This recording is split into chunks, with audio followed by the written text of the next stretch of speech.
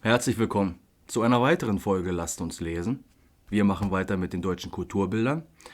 Wir haben aufgehört bei Die Zeit Friedrichs des Großen, Rokoko, und sind jetzt bei Stadt- und Landleben. Bild 151. Wasserkünste. Die Kunst des Rokoko gestaltete den Schlossgarten mit Pavillons, Bäumen, Hecken, Figuren und Wasserkünsten nach einheitlichem Plane. Wie Büsche und Hecken künstlich beschnitten wurden, so wurden auch die Strahlen der springenden Brunnen in das verschlungene Formspiel des Ganzen einbezogen. Noch heute stehen wir entzückt vor diesen unnachahmlich fein erdachten Anlagen.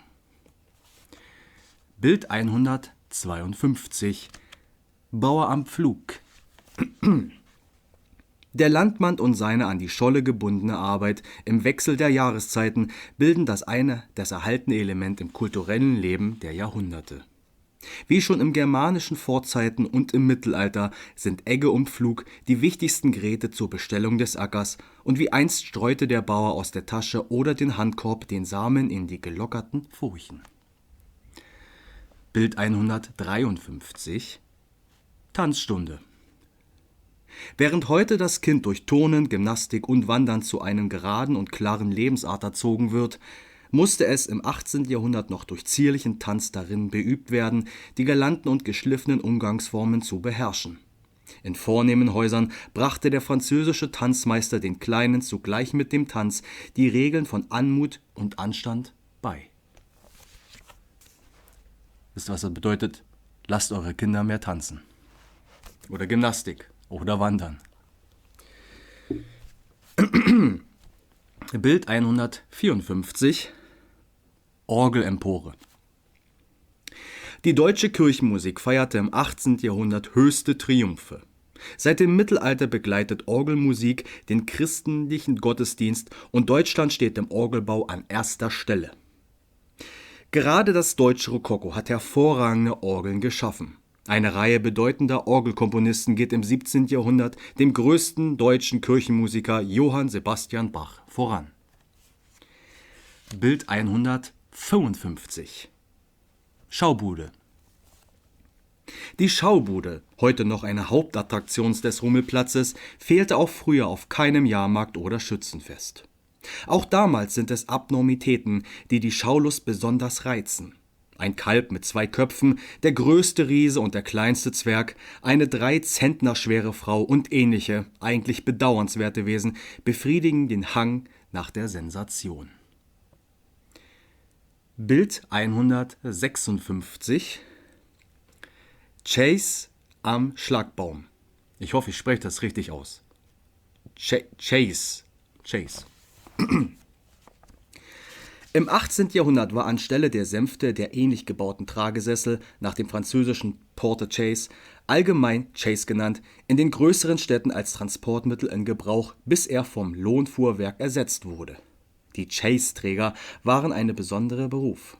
In Dresden zum Beispiel gab es sogar eine Innung der Chaise-Träger. Oder Chaise-Träger. Ich bin mir nicht ganz sicher. Französisch. Kommen wir zu Alltag und Festtag. Bild 157. Porzellankabinett. Das Porzellan mit seiner glänzenden Oberfläche und dem bewegten Linienspiel war so recht die Kunst des deutschen Rokoko. Das Geheimnis der ursprünglich chinesischen Erfindung wurde in Europa nach langen vergeblichen Versuchen durch Zufall wiederentdeckt, zuerst von Böttger in Meißen 1709. Dann folgten nacheinander Wien, Berlin, Höchst, Ludwigsburg, Nymphenburg, Frankenthal. Bild 158. Musikalische Unterhaltung. Im 18. Jahrhundert war Pflege guter Hausmusik bei Adel und Bürger selbstverständlich. Der Adel hielt sich auf seinen Schlösschen ein eigenes Orchester und nicht selten nahm ein später berühmte gewordene Oper oder Symphonie von hier aus ihren Weg um die Welt. Spinett oder Klaviort, Geige, Cello und Flöte waren die bevorzugten Instrumente eines Quartetts. Bild 159. Blinde Kuh-Spiel. Nicht bloß das Kinderspielzeug, sondern auch die verschiedenen Spiele im Freien gehen auf alte Bräuche zurück. Wettspiele aller Art sind ursprünglich an bestimmten Feste im Jahresverlauf gebunden. Die blinde Kuh, zum Beispiel auch blinde Möhm, also Maske, war einst ein Spiel in Tiermasken, Kuh oder Bock, zum Fest der Wintersonnenwende. In dem Anruf »Blinde Kuh, ich führe dich« klingt noch etwas daran an. Bild 160 Bürgertrauung in Augsburg. Die alten Reichsstädte Augsburg, Nürnberg, Straßburg, Ulm und andere haben für feierliche Gelegenheit lange an den alten Trachten festgehalten. Wie bei Hamburger Bürgermeistern und Predigern noch heute waren zum Beispiel Halskrause, Allongeperücke, lange Mantel und Spitzenmanschette bei geistlichen und weltlichen Amtshandlungen die vorgeschriebene Tracht. Bild 161 Feuerwerk. Die Feuerwerkerei, heute wieder neu zu Ehren gebracht, ist schon im Mittelalter zu festlichen Veranstaltungen herangezogen worden.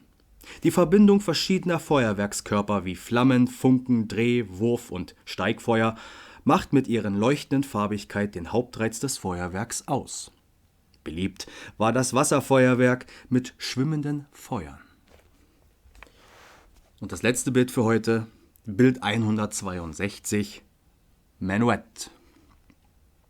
Im glitzernden Spiel getäfelter Spiegelwände, im flimmernden kristallener Leuchter, wo alles sein zu zierlichen Leuchten, zu sich verneigen und wenden geworden war, hier wurde auch Musik und Tanz des Menuetts mit seinen Verneigungen und Wendungen zum märchenhaften sich Spiegeln der Menschen. Alles spiegelte im Tanz Geist, Anmut, Reichtum, schöne Kleidung und das Glück eines Jahrhunderts. Und das war's für heute. Jetzt habe ich vergessen, was ich sagen wollte. Ich wünsche euch einen schönen Tag, schönen Abend, schöne Nacht. Und dann sehen wir uns wieder bei. Korrekt. Lasst uns lesen. Bis zum nächsten Mal. Bleibt gesund. Tschüssi.